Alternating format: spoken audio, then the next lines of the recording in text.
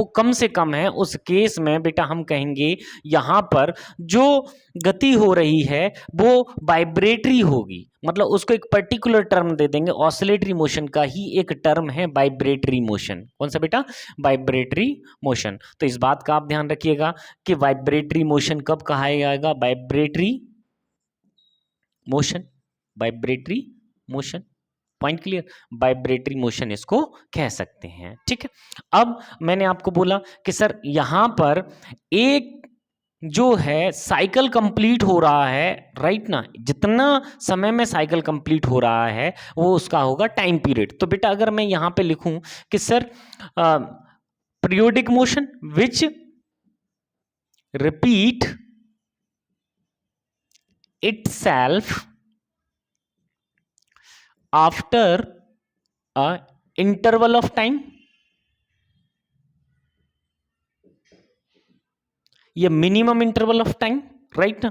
तो बेटा minimum interval of time में ये बॉडी अपनी पाथ को अगर दोहरा रही है तो यही मिनिमम ऑफ टाइम इंटरवल क्या कहलाएगा? इस बॉडी का टाइम पीरियड।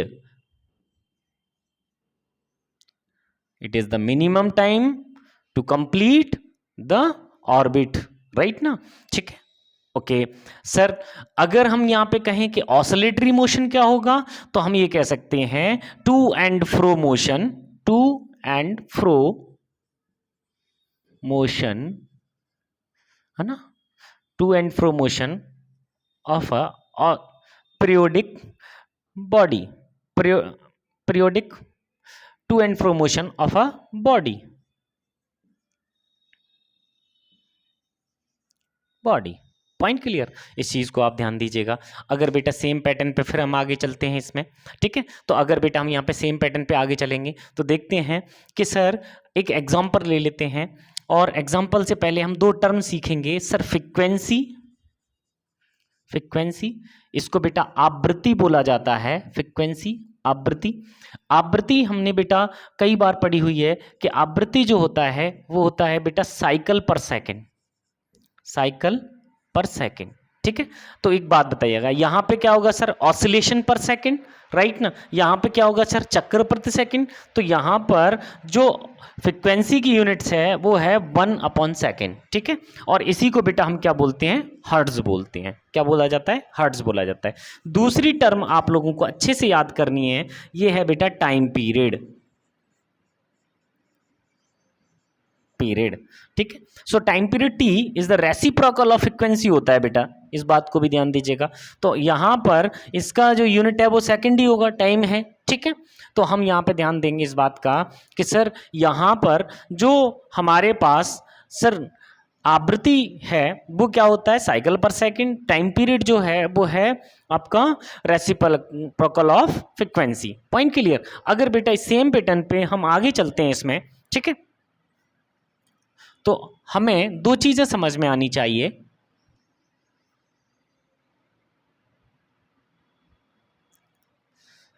अगर इसी में हम थोड़ा सा और आगे चलें तो बेटा एक एग्जांपल ले लेते हैं। ठीक है, एक एग्जांपल ले लेते हैं, जैसे हमारा जो हार्ट है या हेल्दी ह्यूमंस का जो हार्ट है वो बेटा 1 मिनट में 72 या 75 टाइम्स क्या करेगा सर? बीट करेगा। तो ये बीट पर सेकेंड ही फ्रिक्वेंसी होना चाहिए इसका। तो मैं ये कह सकता हूं कि sir heart beat in 1 minute is equal to 75 times. और अगर मैं कहूं कि सर इन 1 सेकेंड, तो अगर इन 1 सेकेंड की बात की जाएगी तो सर 75/60, दैट्स वाई मैं इसको लिख सकता हूं 1.25। Point clear? तो सर ये 1 सेकेंड में है, और हमने क्या कहा था फ्रीक्वेंसी क्या होती है? बीट्स पर सेकेंड होना। तो बीट्स पर सेकेंड कितना होगा? 1.25 हर्ट्ज। Point clear? और अगर बेटा मुझसे यहाँ पे बीट्स का टाइम पीरियड पूछ लिया जाए, ठीक है, तो टाइम पीरियड कितना हो जाएगा सर? टाइम पीरियड हो जाएगा बेटा 1/1.25। ठीक है, तो बेटा एक बात बताइएगा 1/1.25 अगर मैं यहाँ से पॉइंट हटाता हूँ तो सर 100 हो जाएगा, और अगर ये ऊपर 100 है और नीचे 125 है, दैट्स बाय जब मैं इसको डिवाइड करूंगा तो पॉइंट लगाकर सर 125,000 में कितनी बार डिवाइड होगा सर? 8 टाइम्स। तो यहाँ पे आ जाएगा मेरे पास टाइम पीरियड 0.8 सेकेंड। बहुत आसान है। ठीक है, पॉइंट क्लियर है? ठीक है, इस बात को हम विशेष तौर पे ध्यान देंगे। ठीक है बेटा, चलेगा। नेक्स्ट अगर हम फिर इस पे बात करें क्या कि सर ये जो हमारे पास टाइम पीरियड आया है वो 0.8 सेकेंड आ गया। ठीक, अगर इसी मोशन को मैं थोड़ा सा और बढ़ाता हूं, मान लेते हैं, इसको मिटा दे रहा हूं बेटा मैं,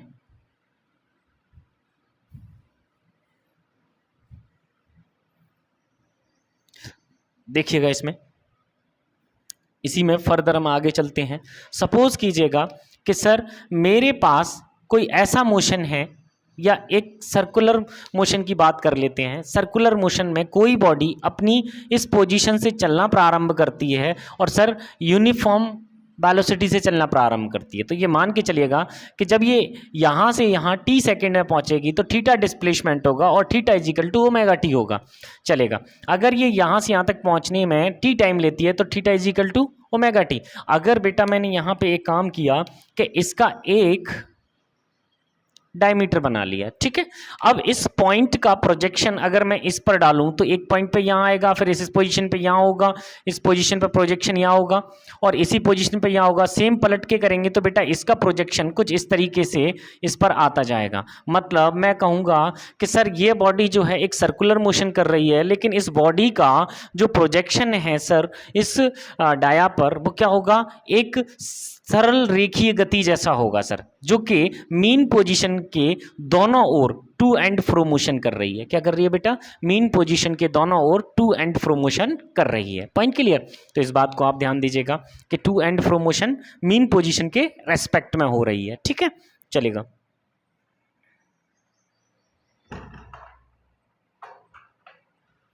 पॉइंट क्लियर है, इस बात को ध्यान देंगे बेटा हम लोग, है ना। अगर मैं यहाँ पर डिस्प्लेसमेंट इक्वेशन निकाल लेता हूँ, क्या निकाल लेता हूँ बेटा, डिस्प्लेसमेंट इक्वेशन। अच्छा, एक और चीज़ ध्यान से सुनिएगा कि अगर मैंने ये कहा कि मीन पोजीशन के रेस्पेक्ट में एक सरल रेखीय अगर कोई गति होती है तो उस केस में निश्चित समयांतराल के बाद सरल रेखीय जो गति होती है उसे सरल आवर्त गति कहते हैं बेटा।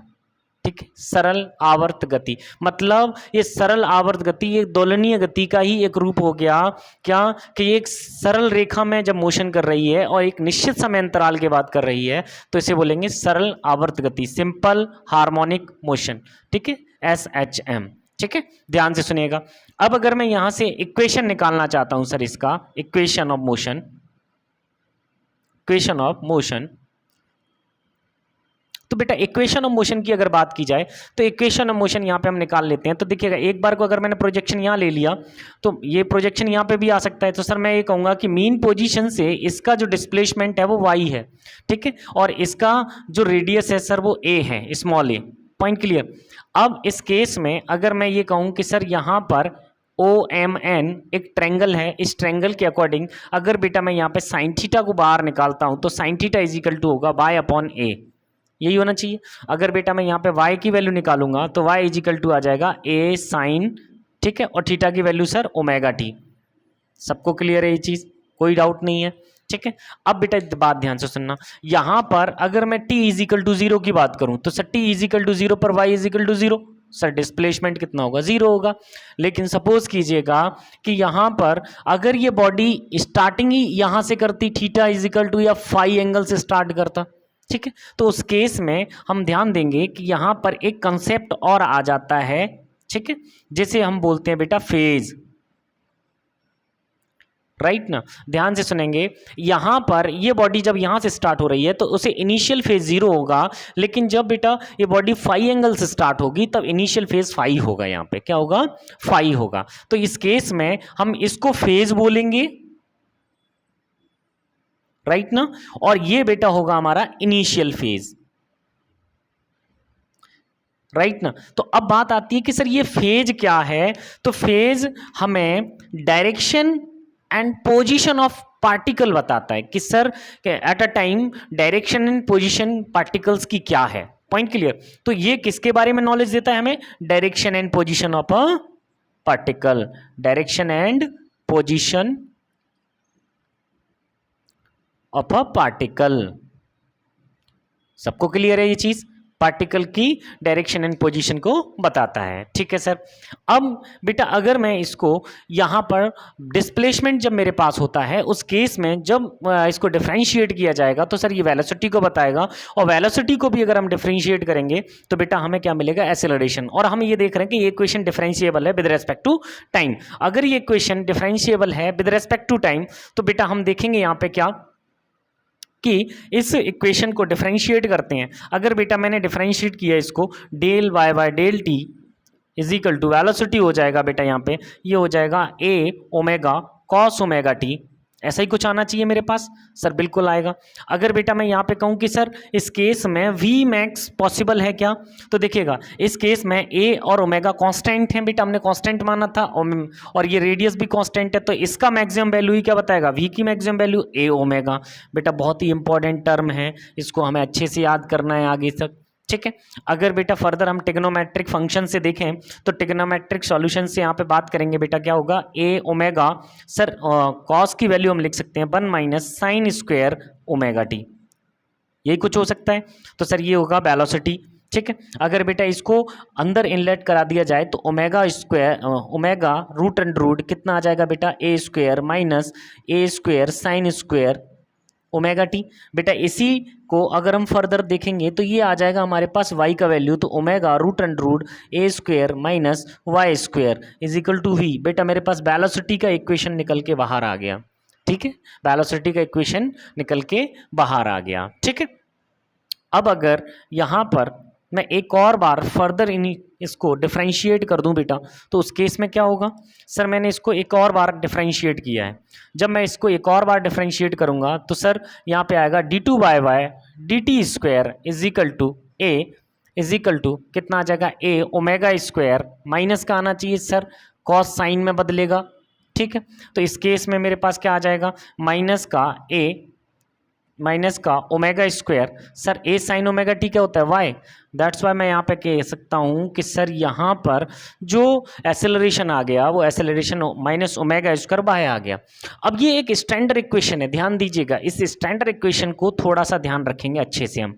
ठीक है। अगर बेटा मैं दोनों साइड में एम का मल्टीप्लाई कर देता हूँ तो इधर बन जाएगा M A is equal to minus M omega square Y, यही कुछ होगा। अगर बेटा आप ध्यान दें तो यहाँ पे मुझे एक बात समझ में आती है कि force is directly proportional to the minus Y, ऐसे कुछ हो रहा है राइट ना, जहाँ पे माइनस साइन किसको बता रहा है सर, कि यहाँ पर जो फोर्स या एक्सेलरेशन लगेगा वो उस डायरेक्शन, वो उस मीन पोजीशन की तरफ इंडिकेट करेगा। ठीक है। तो एक बात ध्यान से सुनिएगा, इसमें ऑलवेज अगर मैं इस बॉडी की बात करूं, जो कि बॉडी इस तरीके से मूव कर रही है या बॉडी इस तरीके से एसएचएम कर रही है, उस केस में इसका जो सर एक्सेलरेशन या फोर्स होगा वो मीन पोजीशन की डायरेक्शन में होगा। किसकी होगा, मीन पोजीशन की डायरेक्शन में। तो देखिएगा जरा ध्यान से, अगर बेटा मैं इसको एक डायग्राम में शो करना चाहूँ तो कैसे शो कर सकते हैं, देखिएगा मैंने इसको इनिशियली यहाँ से स्टार्ट कराया। ठीक है। तो बेटा मैं ये देखूंगा कि कुछ समय बाद ये अपनी पोजीशन पे इस तरीके से आगे चलेगा सर, फिर वापस आएगा। एक्चुअल जो डायग्राम है वो कुछ ऐसा ही है कि नहीं। और हमारा ये डिस्प्लेसमेंट डायग्राम जो है वीटी डिस्प्लेसमेंट डायग्राम साइनोडल फॉर्म का होता है, हमने पहले ही निकाला था। y इज इक्वल टू क्या निकलता है सर, ए साइन ओमेगा टी, तो ऐसा ही कुछ निकलना चाहिए। अच्छा, यही सारी की सारी वेव्स जो हैं, ठीक है, वो उनका भी डिस्प्लेसमेंट डायग्राम ऐसे ही होता है सर, लॉन्गिट्यूडनल हो या ट्रांसवर्स वेव हो, सभी का डिस्प्लेसमेंट डायग्राम कैसा होता है बेटा, इसी फॉर्म का होता है। तो हमें इस बात को थोड़ा सा ध्यान देना है। ठीक है। अब बेटा अगर हम फर्दर हम आगे चलते हैं, इस इक्वेशन को थोड़ा सा ध्यान रखिएगा अच्छे से। ठीक है। अब यहाँ पर हम डेफिनेशन को क्लियर करते हैं, सरल आवर्त गति एसएचएम सिंपल हार्मोनिक मोशन। तो हम यहाँ पे कह सकते हैं वह गति जो एक निश्चित समय अंतराल के बाद सरल रेखीय पथ पर अपने आप को दोहराती है और उसमें रिस्टोरिंग फोर्स जो है, राइट ना, रिस्टोरिंग फोर्स विस्थापन के सर समानुपाती है और उसकी जो दिशा होती है वो हमेशा सर मूल बिंदु या साम्यावस्था की ओर होती है। इस बात को ध्यान रखेंगे हम लोग। ठीक है, चलेगा, हम थोड़ा सा और आगे चलते हैं। ठीक, नोट हो गया ये पूरा। ठीक है बेटा। अच्छा, यहाँ पे आप लोग अच्छे से ध्यान दीजिएगा कि अगर मुझे यहाँ पे कह दिया जाए कि सर इस केस में मेरे पास ए का मैक्सिमम वैल्यू कितना होगा, तो मैक्सिमम ए का वैल्यू कितना होगा सर यहाँ पे, तो ये हो जाएगा ए ओमेगा स्क्वायर, राइट ना, alpha is equal to A omega square. ठीक है, अब चलिएगा थोड़ा सा और आगे चलते हैं। सर अगर हम एक एसएचएम का सिंपल हार्मोनिक मोशन का एक सिंपलेस्ट एग्जांपल अगर उठा लेते हैं, जैसे हम बात करें सर किसकी, पेंडुलम की, ठीक है, तो हम पेंडुलम को थोड़ा सा उठा लेते हैं, फिर उस पर डिस्कस करते हैं और उससे रिलेटेड क्वेश्चंस को सॉल्व करते हैं। ठीक है बेटा, चलेगा।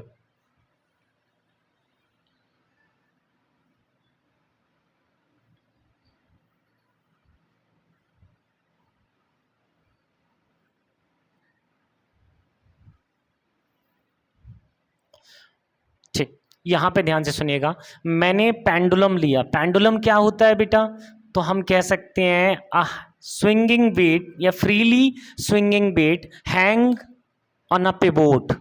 एक पिवोट पर स्वतंत्रता पूर्वक झूलता हुआ भार क्या कहलाता है, पेंडुलम कहलाता है। ठीक है, इसकी हमने लेंथ एल ले ली, सर मास एम है तो सर वेट एम जी हो जाएगा, हो जाएगा नहीं। ठीक है, अब बेटा ध्यान से सुनना, यहां पर अगर मैंने इसको इसकी पोजीशन से थोड़ा सा डिस्टर्ब करके छोड़ दिया तो इस केस में सर ये क्या करेगा, इधर उधर मूव करेगा। ठीक है, तो एक बात बताइएगा, इस केस में इसका जो वेट होगा वो M G downward to the earth रहेगा सर। ठीक है, अगर बेटा मैं कहूँ कि यहाँ पर इसका एक कंपोनेंट इस डायरेक्शन में किया जा सकता है, अगर ये थीटा है तो ये कितना आएगा, एम जी साइन थीटा। ठीक है, और एक वेट का कंपोनेंट क्या आ जाएगा sir, M G cos theta आ जाएगा। ये भी क्लियर है मेरे पास। ठीक, अच्छा यहाँ एक छोटा सा डायग्राम जो हमने बनाया है उसको नेमिंग कर देते हैं, 0 ए बी ओ, राइट ना। अब इस केस में आप ध्यान दीजिएगा, रिस्टोरिंग फोर्स क्या है, एम जी साइन थीटा। अगर इस साइड में होगा तब भी क्या होगा, एम जी साइन थीटा।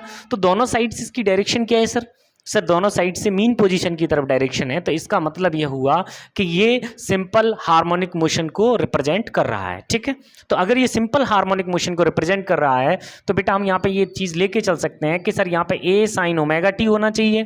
ठीक है सर, वेलोसिटी जो होगी वो क्या होगी, यहाँ पर omega root and root A square minus Y square होना चाहिए। सर यहाँ पर एक्सेलरेशन क्या होगा, माइनस का ओमेगा स्क्वायर वाई की फॉर्म में होना चाहिए, राइट ना। और जो फोर्स होगा वो डिस्प्लेसमेंट के डायरेक्टली प्रोपोर्शनल होगा, ऐसा ही कुछ होना चाहिए। बिल्कुल क्लियर है, राइट ना। अगर ये आपको बिल्कुल क्लियर है तो फिर हम फिर जरा और आगे चलते हैं बेटा, देखिएगा चलिएगा, वी विल गो अहेड। देखते हैं, अगर बेटा मैं यहाँ पे बात कर रहा हूँ कि सर इस केस में अगर मैं रिस्टोरिंग फोर्स की बात करूं तो रिस्टोरिंग फोर्स इजिकल टू कितना है, माइनस का एम जी साइन थीटा, यही होगा।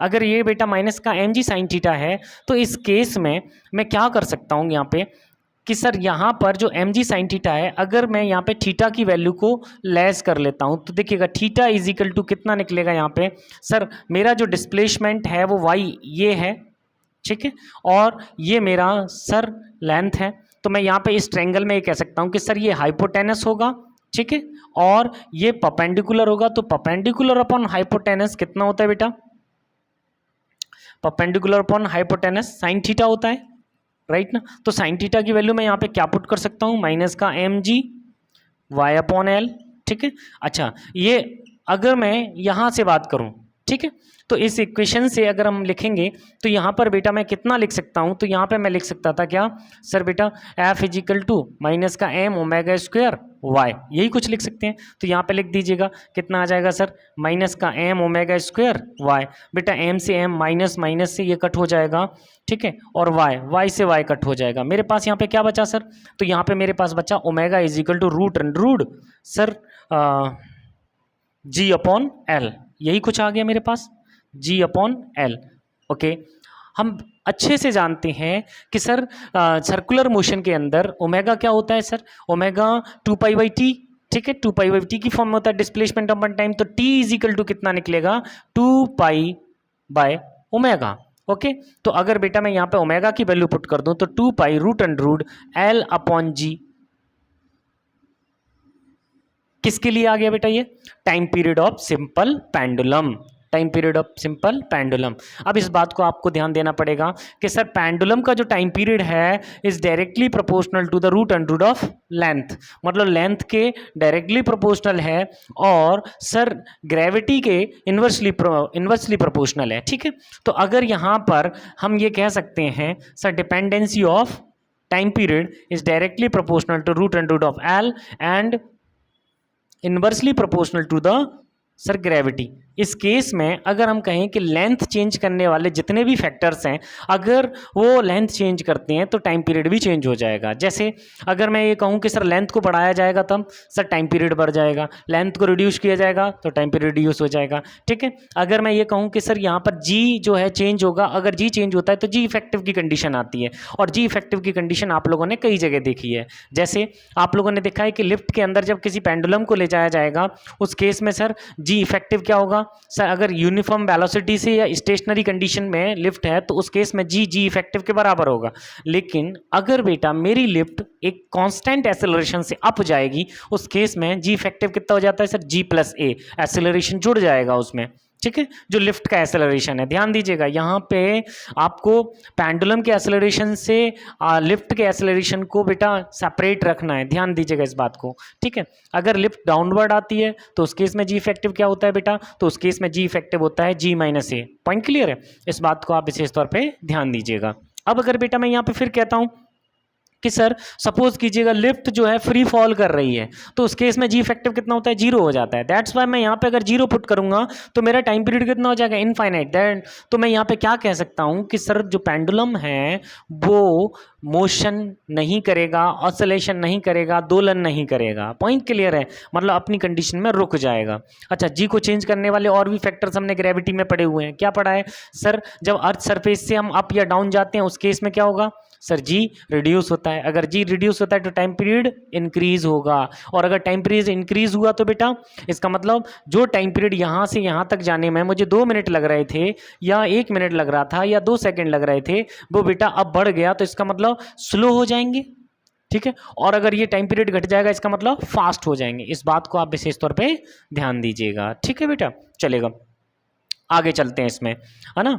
अब अगर मैं ये आपसे ये कहूँ कि सर एक पेंडुलम जो है उसको हमने वो जो पेंडुलम है उसको गर्म कर दिया है, राइट ना। तो गर्म करने पर हम देखते हैं कि मटेरियल एक्सपांड करता है सर। जब मटेरियल एक्सपांड करेगा तो उस केस में क्या होगा बेटा, मटेरियल जब एक्सपांड करते हैं तो उस केस में यहाँ पर जो लेंथ है वो बढ़ जाएगी तो टाइम पीरियड क्या होगा सर, बढ़ जाएगा। दैट्स वाई हम कह सकते हैं कि गर्मियों में जो घड़ी के पेंडुलम्स होते हैं उनकी लेंथ बढ़ जाती है अगर वो मेटल के बनाए जाते हैं, राइट ना, या मेटल के भी नहीं किसी के भी बनाए जाएं। मोस्टली केसेस में क्या होता है सर, किसी को हम जब हीट देंगे तो उस केस में क्या होता है सर, उनका एक्सपांशन होता है सर, थर्मल एक्सपांशन की वजह से मटेरियल एक्सपांड होगा। ठीक है, लेकिन इस प्रॉब्लम को सॉल्व करने के लिए अगर सर्दियों की बात की जाए तो सर रिड्यूस हो जाएगा, घड़ी क्या हो जाएगी सर, फास्ट हो जाएगी, स्लो हो जाएगी। ठीक, फास्ट हो जाएगी कुल मिला के। ठीक है, कुल मिला के यही समझ में आना चाहिए। उसके बाद हम कहें कि इस प्रॉब्लम को सर रिड्यूस करने के लिए हम क्या करते हैं, इस प्रॉब्लम को रिड्यूस करने के लिए हम लोग इनवार का पेंडुलम बनाते हैं जिस पर टेम्परेचर का इफेक्ट नहीं पड़ता। Point clear. अब अगर बेटा बात करूं मैं यहाँ पे कि मेरे पास ये जो पेंडुलम है वो किसी फ्लूइड के अंदर है, ठीक है, तब इस पर क्या इफेक्ट पड़ेगा, तो बेटा ध्यान से सुनिएगा। जब पेंडुलम फ्लूइड के अंदर होगा, सपोज कीजिएगा फ्लूइड के अंदर है तो फ्लूइड के कारण इस पर वायोंसी लगेगा सर और नीचे इसका वेट लगेगा सर। दैट्स वाई हम यहाँ पे अगर फ्लूइड के केस में अगर कोई ऐसा केस आता है तो हम कह देते हैं कि सर यहाँ पे जो जी इफेक्टिव है वो चेंज हो जाएगा। ठीक है, तो एल अपॉन क्या हो जाएगा sir, 1 minus sigma upon rho, जिस फ्लूइड में हमने डुबोया है।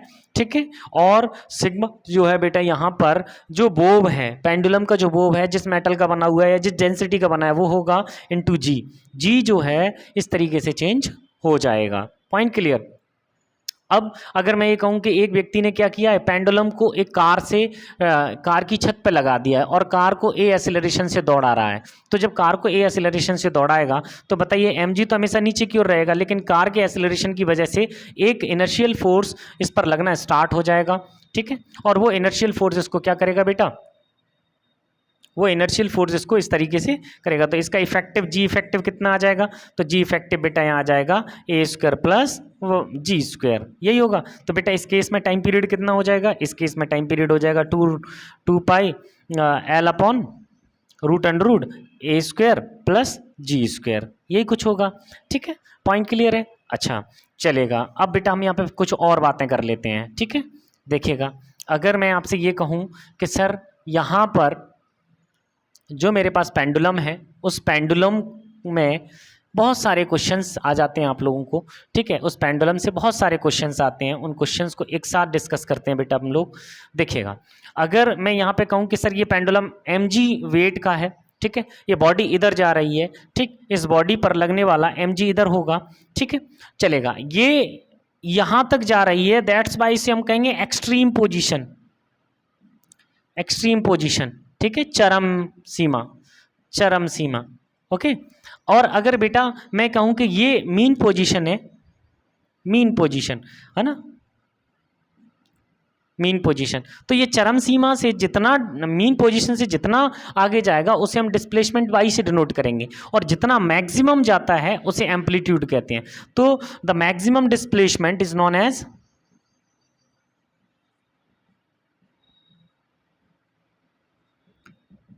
As amplitude.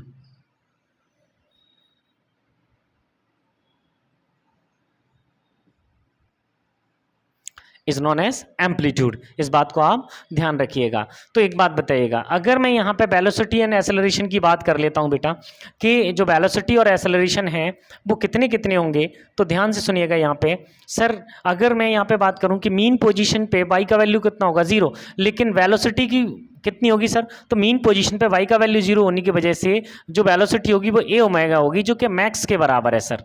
ठीक है, अगर मैं कहूँ कि मीन पोजीशन पे sir, at mean position at y is equal to 0, mean position, ठीक है, अगर मीन पोजीशन पे हम एक्सेलरेशन की बात करेंगे तो y का मान 0 है, दैट्स वाई एक्सेलरेशन कितना होगा बेटा, 0 होगा। लेकिन at extreme position at y is equal to a, extreme position पे अगर मैं देखूंगा यहाँ पे, तो सर इस केस में जो वेलोसिटी होगा वो कितना होगा, 0 होगा। देखिएगा यहाँ पर y बराबर a पुट कर दीजिएगा तो ये वैल्यू कितनी निकलेगी, 0, that's why v is equal to 0 हो जाएगा। लेकिन अगर मैं एक्सेलरेशन की बात करूंगा तो एक्सेलरेशन कितना हो जाएगा बेटा, यहाँ पर a ओमेगा स्क्वायर हो जाएगा, जो कि मैक्सिमम है। ठीक है, तो हम ये कह सकते हैं कि एक्सट्रीम पोजीशन पे वेलोसिटी 0 होता है, लेकिन मीन पोजीशन पे वेलोसिटी सर मैक्सिमम होता है। Point clear? ओके, अगर सेम पैटर्न पे बेटा मैं आपसे ये कहूँ कि यहाँ पर किसी बॉडी को, देखिएगा इससे रिलेटेड क्वेश्चंस आ जाते हैं। क्या क्वेश्चन आ जाते हैं कि अगर मैं आपसे ये कहूँ कि इस बॉडी को मीन पोजीशन से हाफ डिस्प्लेसमेंट या हाफ एम्पलीट्यूड तक जाने में कितना टाइम लगा, तो मैं यहाँ पे आसानी से निकाल सकता हूँ। ठीक है, देखिएगा कैसे निकालते हैं इसको। अगर यहाँ पे पूछ लिया जाए, ठीक है चलेगा,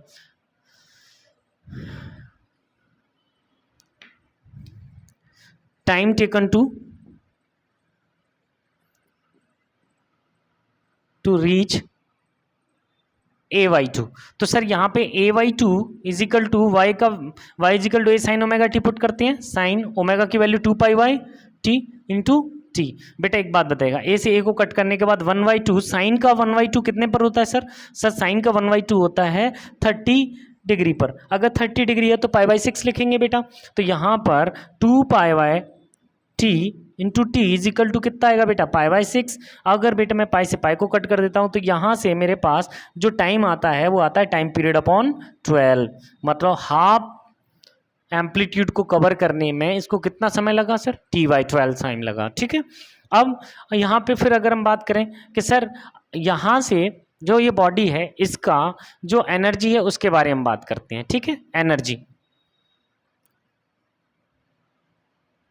एनर्जी बेटा अगर एनर्जी की बात करेंगे तो हमारे पास दो एनर्जी होती हैं, एक होती है kinetic energy. Sir kinetic energy half mv², ठीक है, हाफ mv²। अगर बेटा मैं हाफ mv² तो v का वैल्यू पुट कर देते हैं 1/2 m, v का वैल्यू कितना है बेटा यहाँ पे omega root into a² minus ये, तो ये आ जाएगा omega square a² minus y², यही होगा बेटा।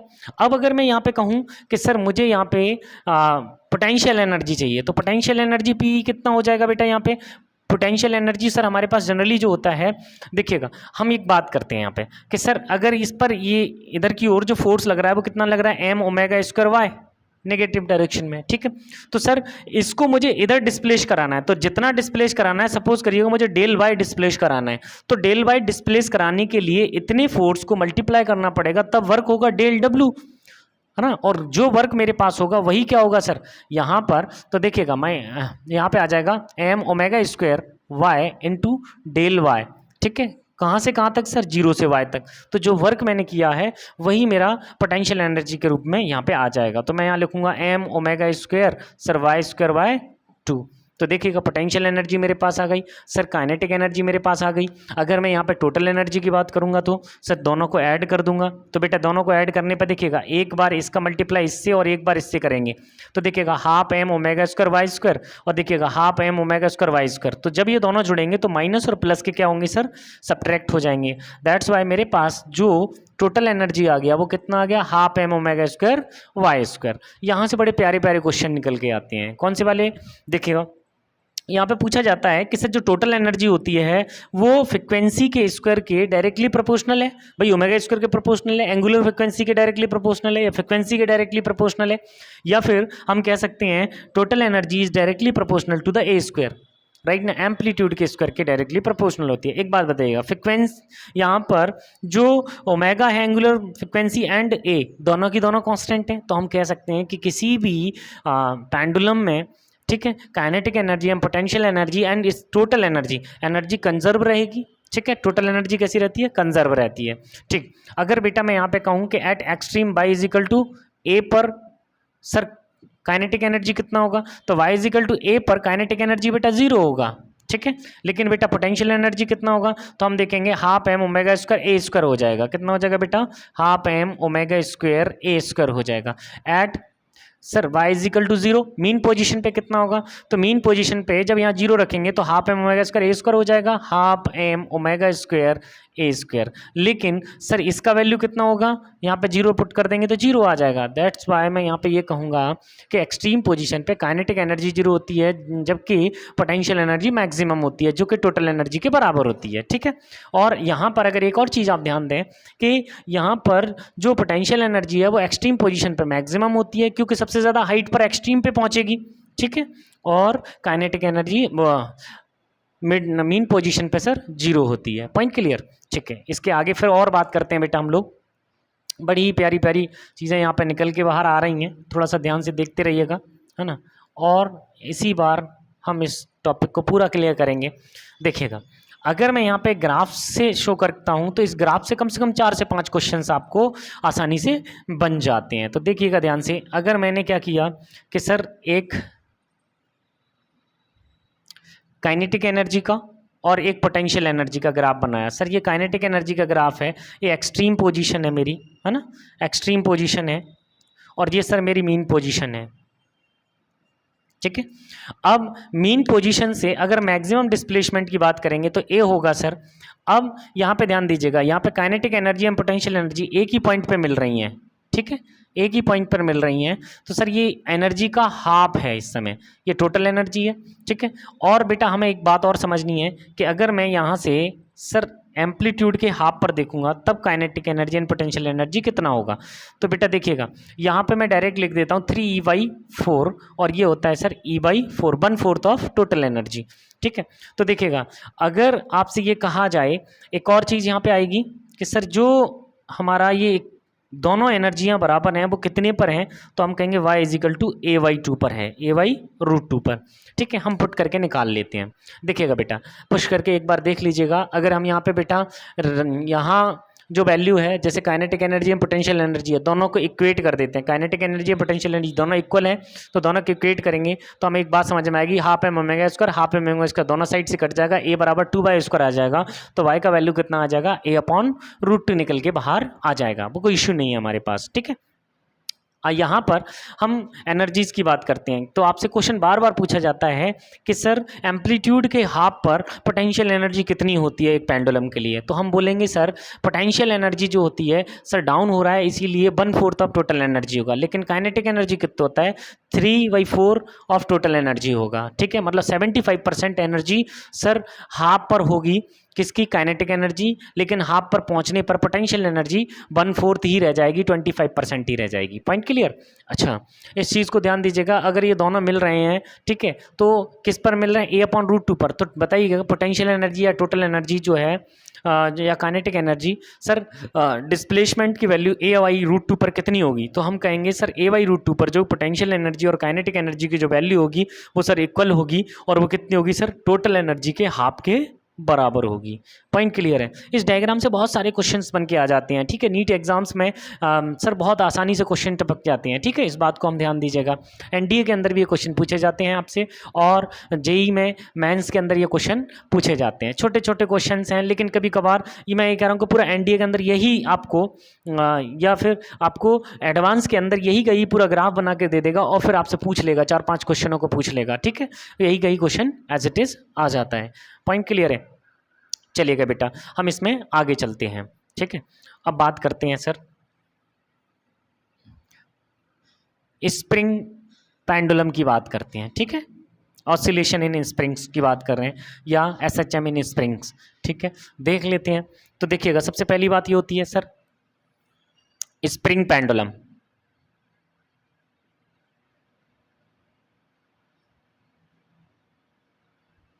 सर स्प्रिंग पेंडुलम की अगर बात करें तो मेरे पास एक स्प्रिंग है बेटा ये, और इस पर मैंने एक एम मास को हैंग कर रखा है।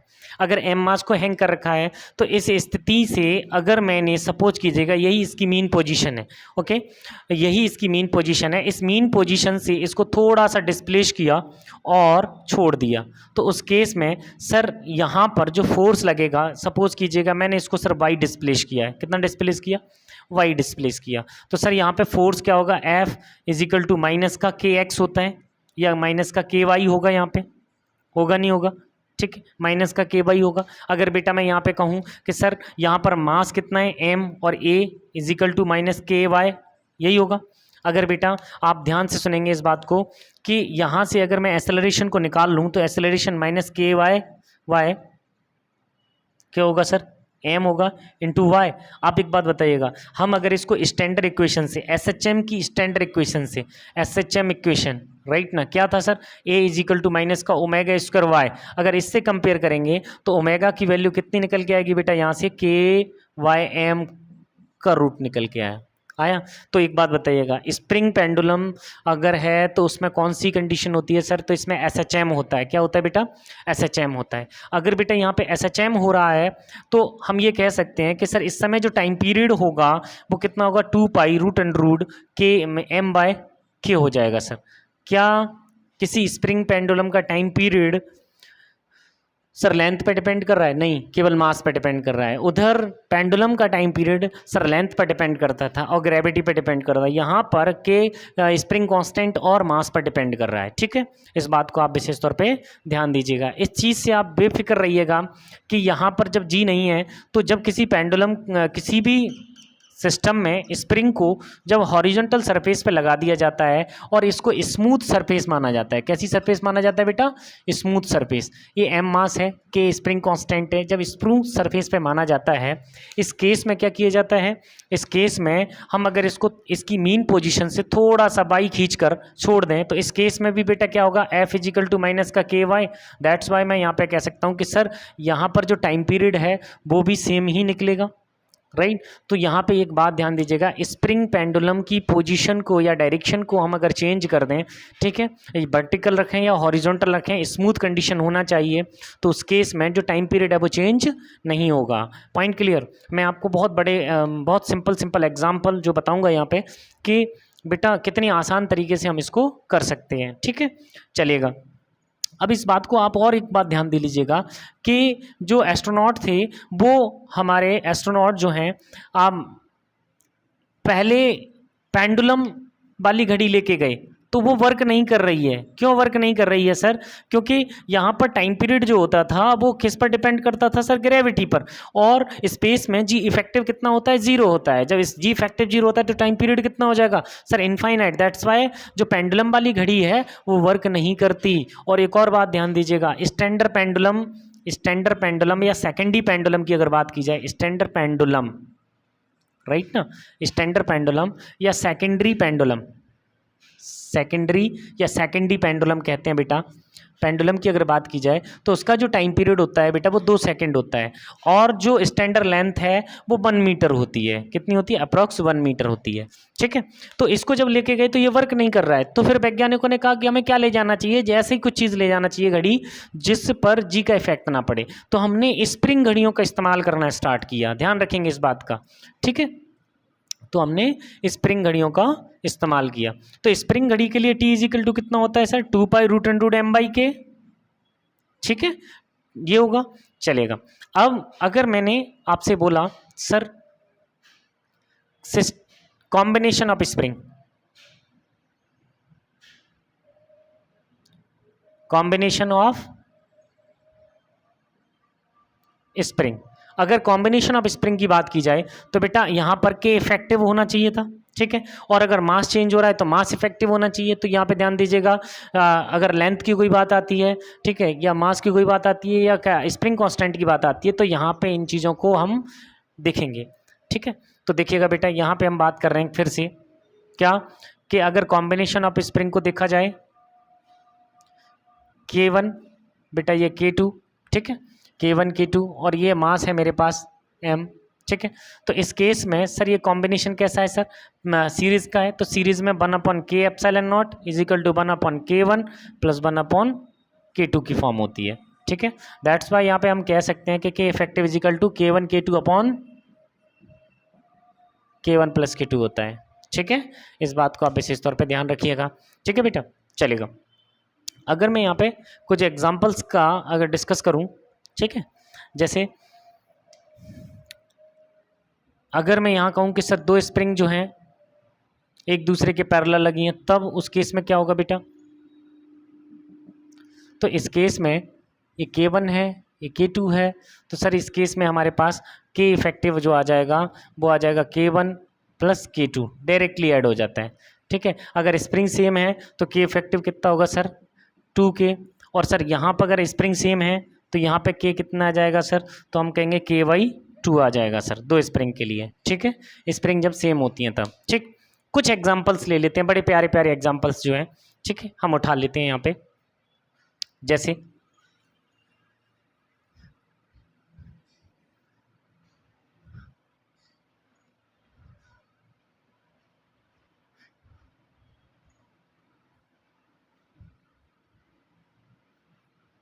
देखो, कॉम्बिनेशन ऑफ स्प्रिंग के बड़े अच्छे क्वेश्चंस हैं बेटा, ध्यान दें। मेरे पास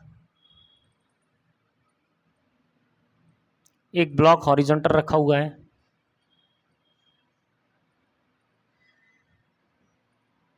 ठीक है, ये K है सर, ये 2K है, ये मास M है।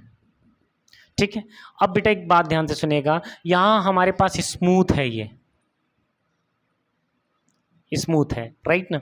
अब जब भी ऐसा केस हो कि सर यहाँ पर K हो और यहाँ पर भी K है और दोनों साइड में फिक्स्ड है, ठीक है, तो एक बात बताइएगा, अगर ये दोनों साइड में फिक्स है तो इस केस में हम ये क्या निकालेंगे? कि इफेक्टिव निकालना है। तो लेकिन कि इफेक्टिव निकालेंगे कैसे, कितने आसान तरीके से, तो बताइएगा। ये फिक्स्ड पॉइंट है, मान लेते हैं ये फिक्स्ड पॉइंट है, ठीक है, ये फिक्स्ड पॉइंट है, तो इसी फिक्स्ड पॉइंट से हमने स्प्रिंग इसको कनेक्ट कर दिया।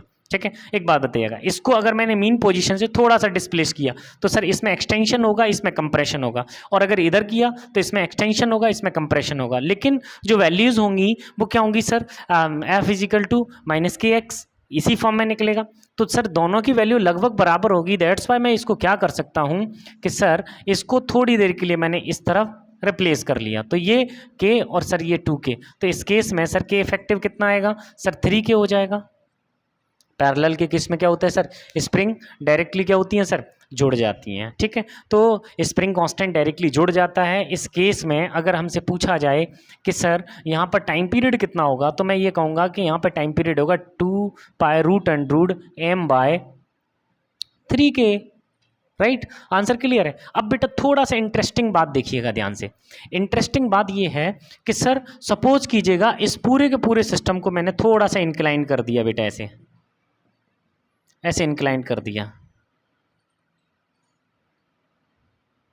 ठीक है, ये एम मास है, ये के है और ये 2k है, ठीक। या फिर बेटा मैंने इसको वर्टिकल कर दिया पूरा का पूरा, इस सिस्टम को क्या कर दिया सर, वर्टिकल कर दिया। एम मास है, ये के है, 2k है, ठीक है। इन दोनों केसेस में अगर बेटा मैं यहाँ ये कहूँगा कि सर यहाँ पर टाइम पीरियड क्या होगा, तो बताइएगा क्या जी का या पोजीशन का कोई इफेक्ट पड़ रहा है अगर स्मूथ कंडीशन है तो नहीं पड़ रहा है, तो दैट्स वाई जो टाइम पीरियड होगा वो यही होगा आपका, क्या होगा, वो टाइम पीरियड भी यही होगा। पॉइंट क्लियर है, कोई दिक्कत नहीं है, समझ में आ गई बात, ठीक है, थैंक यू।